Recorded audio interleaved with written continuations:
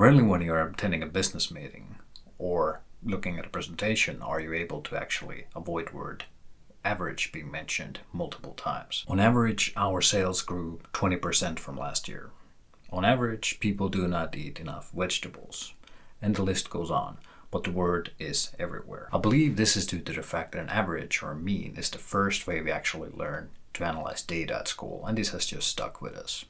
Of course, there are cases when an average is actually helpful or even meaningful, but for the most part, it actually just gives you the partial truth and might even be just misleading. Let's say you need to hit a golf ball on a green that is 95 meters away or 312 feet away. Half of the time you hit short and you hit only 90 meters, and the other half you actually hit 100 meters, which goes a bit over. None of the balls actually hit the green, but on average, you're actually really accurate and spot on. When you're measuring the net worth of people at a bar and the average becomes 50 million, well, Elon Musk was having a beer at the bar at that moment. Silly examples, but as accurate and informative as many of the averages you read about and might even possibly compare yourself with. This vanity metric is fed to us all over the place, where information is able to be quantifiable. There are use cases when averages can actually provide helpful information, but these should always be looked at as a starting point. Never make bigger decisions based on averages themselves. Let's start off with some examples of where averages could be used. You are planning on to apply to your first full-time job in a city you have not lived in before. You'll need to figure out how the salary levels are in the field in that area. This is a good starting point. You find some statistics on this and decide a number on what to ask as a starting point. This is good. As long as the source is reliable, you just manage to find the right spot where to start looking.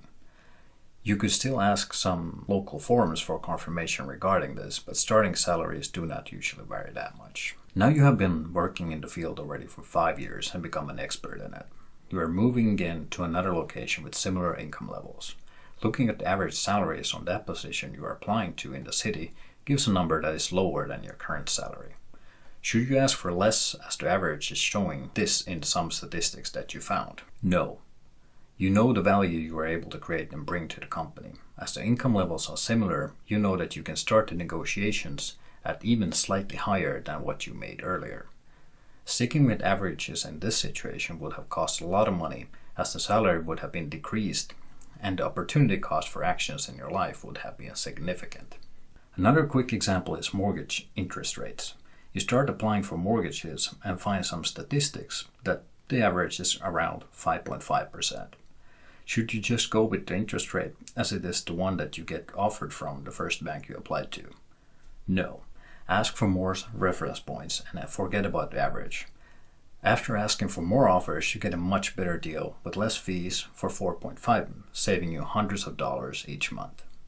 These types of cases I have seen multiple even in my own life, so remember to ask. Won't cost you anything. Our psychology just loves averages. We love to read about averages and compare our own circumstances to these graphs. What I believe it gives us is a familiar environment that is easy to understand and to analyze. What this familiarity feeds is the need for us to compare ourselves to others. We are social animals. We always lived in communities or groups. Comparing ourselves actually gives us an indication of where we stand in a group and possibly even gives us feedback on how to actually enhance the position in it. When starting to compare ourselves with others, the common starting point is to ask, is it just me? Well, the simple answer is always no. The question, on the other hand, has two ways how to look at it.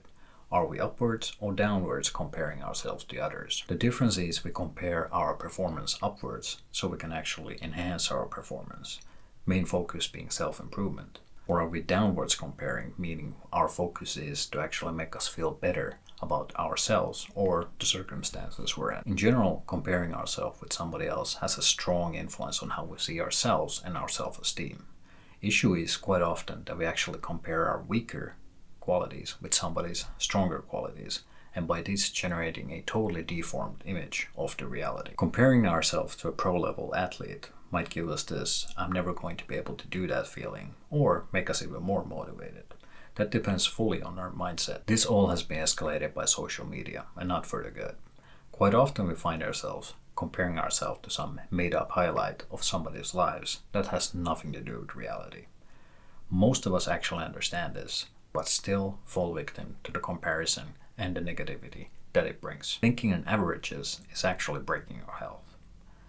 This constant comparison has quite often something to do with finances. You can find lists, news, and social media posts regarding all kinds of averages regarding financial standings. The reason why I believe this type of a news or media post is actually not helping anybody but creating more harm than good is due to the pressure that it actually creates. What these averages actually create is an illusion of a norm. And by not being part of the norm, our brains start creating all kinds of weird images of our situation. When we're outside the norm, anxiety and fear of being different or not fitting in starts creeping in. When these false benchmarks actually start taking hold of you, the perfectionist in you might take over, and there is a high possibility for chronic stress or a burnout that is very real. At this point, you start losing compassion towards yourself and others, and this might even start affecting your relationships in general. So always when reading and comparing your financial situation to a news or a social media post, always take it with a grain of salt. Compare yourself upwards and learn from this, and do not let it take you down to a negative path. Please leave a comment when reading this type of posts. Do they make you feel better or worse, or don't they have any type of effect on you at all? Also hit the like and subscribe button and visit silmis.com where you can find all this information in written form also. But let's continue a bit still. How to avoid this negative competition that averages actually create in our finances. The main thing with keeping yourself on track with your own financial goals in this culture of comparison is to create goals that are actually easy to focus on. What this means is that you need to create clear goals in your finances that are based on your wants and needs and what you want to achieve. First step is to build a budget. Even if you don't like the process, there's just simply no way around it. After the picture of expenses of income is clear, create goals that are easy to achieve and realistic in your circumstances. Some examples are, I want to have $1,000 in my emergency fund. I want to buy a new laptop so it's easier to work on my projects. I want to start investing $100 each month in index funds. By making the goals achievable, it makes them much stronger in your mind and the habit becomes much more natural. Focus on your path and your goals. Forget about what friends, family, colleagues, or neighbors are doing.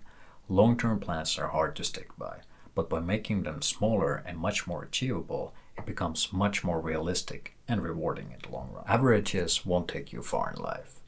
Rather focus on absolute values that are actually building your future towards your goals. Thank you and see you in the next one.